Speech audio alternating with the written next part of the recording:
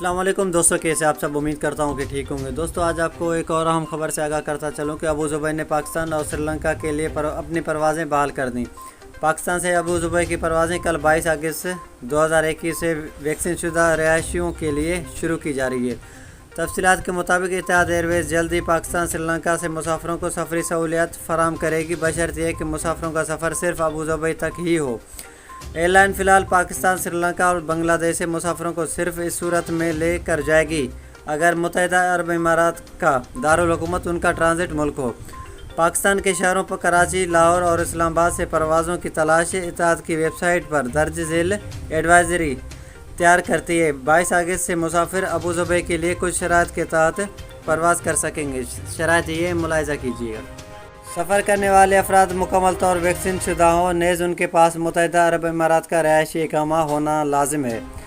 مسافر کے پاس متحدہ عرب امارات میں منظور شدہ کووڈ-19 ویکسینیشن کی دونوں خوراکیں حاصل کرنے کا ثبوت ہونا ضروری ہے، نیز ویکسینیشن حاصل کرنے کی مدت 14 دن پہلے کم سے نہ ہو۔ تعلیم عملے، تعلیمی شعبے کے کارکنان یا متحدہ عرب امارات میں زیر تعلیم طلباء کو ابوظبی سفر کرنے کی اجازت ہے۔ وفاقی حکومتی ایجنسی کے کارکنان کو سفر کرنے کی اجازت ہے۔ تو دوستو یہ تھی عام شرائط۔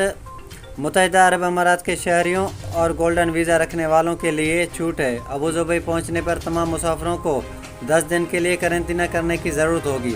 انہیں قرنطین مدت کے دوران میڈیکل طور پر منظور شدہ ٹریکنگ کلائی کا بینڈ پہننا ہوگا۔ کلائی کا یہ بینڈ امیگریشن کلیئر کرنے کے بعد ایئرپورٹ پر حکام ابوظبی ہوائی ایئرپورٹ پر فراہم کریں گی۔ مہمانوں کو 4 اور 8 دن کے بعد PCR ٹیسٹ کروا لینا ہوگا۔ Federal Authority of Identity and Citizenship سے منظوری لینا ضروری ہے۔ مسافروں کا PCR ٹیسٹ کا نتیجہ منفی ہونا لازم ہے، جو پہلی پرواز کی روانگی کے وقت سے زیادہ 48 گھنٹے سے پہلے لیا گیا ہو۔ ٹیسٹ منظور شدہ لیبارٹری میں لیا جانا چاہیے اور تصدیق کے لیے QR کوڈ ہونا ضروری ہے۔ انہیں فلائٹ میں سوار ہونے سے 6 گھنٹے قبل ریپڈ PCR ٹیسٹ بھی کروانا ضروری ہے۔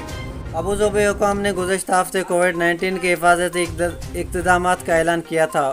ان میں سے زائرین کے بیرون ملک جاری ویکسینیشن سرٹیفکیٹ رجسٹر کرنے کے عمل کی وضاحت کی گئی ہے۔ السلام علیکم ورحمۃ اللہ وبرکاتہ۔